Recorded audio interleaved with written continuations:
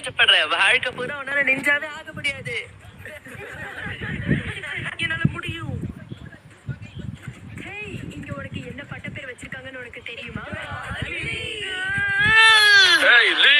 எனக்கு நெஞ்சிட்சு கெஞ்சிட்சு தெரியாதது பத்தி கவலையே இல்ல.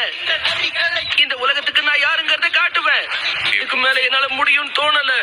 எனக்கு தோல்வியை தவிர வேற எதுவுமே தெரியாது. நான் தோத்துக்கிட்டே தான் இருப்பேன். முயற்சிக்கு பலன் கிடைக்கல. பலன் கிடைக்கணும்னா முதல்ல நீ ஒன்ன நம்பணும்.